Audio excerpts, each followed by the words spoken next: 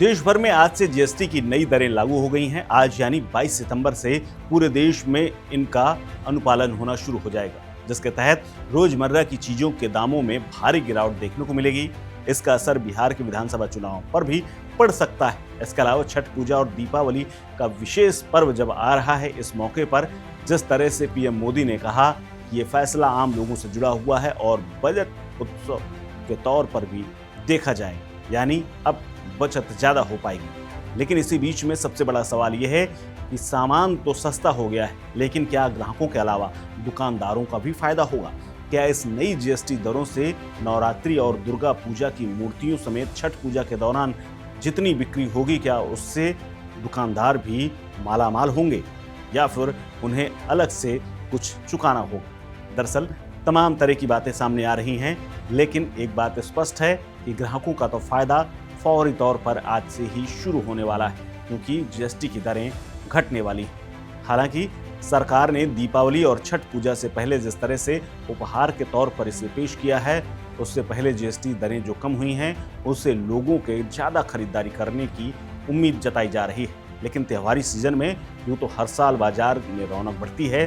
रोजमर्रा की दैनिक उपयोग की चीज़ों की कीमतों में कमी आने से लोगों को राहत जरूर मिलेगी, लेकिन कितनी मिलेगी ये देखने वाली बात होगी। हालांकि पीएम मोदी ने ठीक दरें लागू होने से एक शाम पहले कई बातें कही थी, लेकिन उसका असर कितना होगा ये देखने वाली बात होगी। हालांकि मतदाताओं के तौर पर अगर देखा जाए तो बिहार में इसका लाभ पार्टी को मिल सकता है। लेकिन अब अगर बात करें जीएसटी की, तो जीएसटी में जो कि फुल फॉर्म के तौर पर उसे देखें तो वस्तु एवं सेवा कर के नाम से जाना जाता है। पूरे भारत में वस्तुओं और सेवाओं की आपूर्ति पर ये टैक्स लगता है।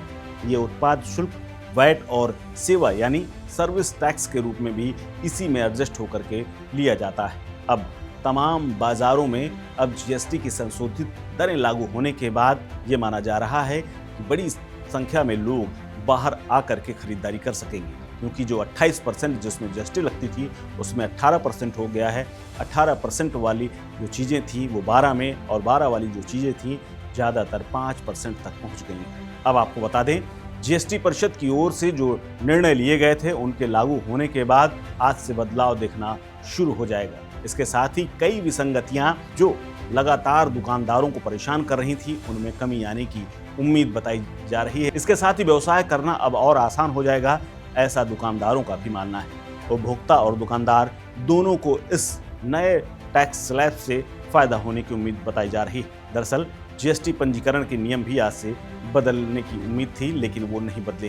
जीएसटी पंजीकरण की सीमाएं वही रहेंगी, केवल कुछ आपूर्तियों पर टैक्स की दरों में संशोधन किया जा रहा है। इसके अलावा क्या नई जीएसटी दरें लागू होने पर ट्रांजिट में माल के लिए ई वे बिल रद्द करके पुनः जारी होंगे? इसके बारे में आपको बता दूं कि ये नहीं होगा। दरों में बदलाव से पहले जारी किए गए ई वे बिल अपनी पूरी अवधि के लिए वैध रहेंगे।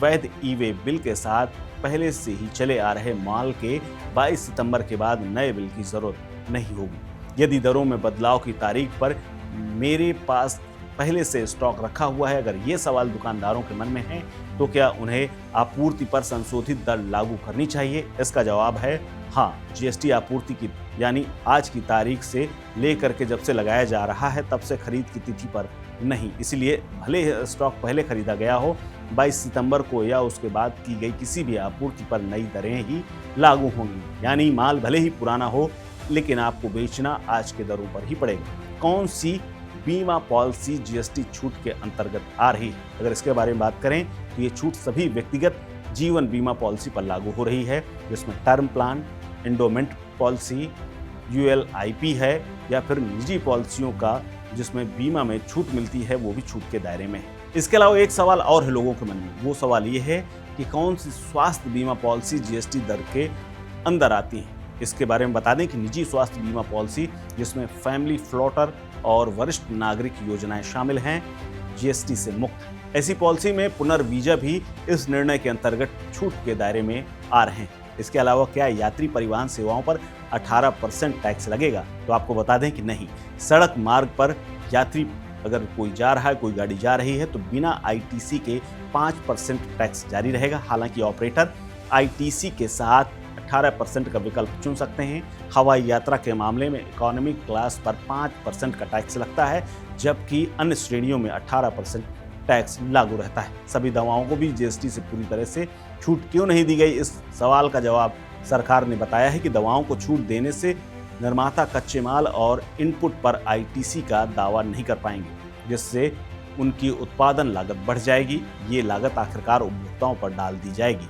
दवाओं को रियायती यानी 5% दर से और 0 तक की दवाओं के बारे में स्पष्ट कहा गया है कि कुछ दवाओं में ही 5% का टैक्स लगेगा। ज़्यादातर दवाएं बिना जीएसटी के ही मिलती रहेंगी। इस खबर में फिलहाल इतना ही। अपडेट्स के लिए बने रहिए वन इंडिया हिंदी के साथ।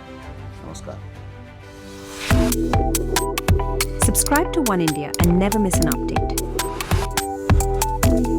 Download the One India app now.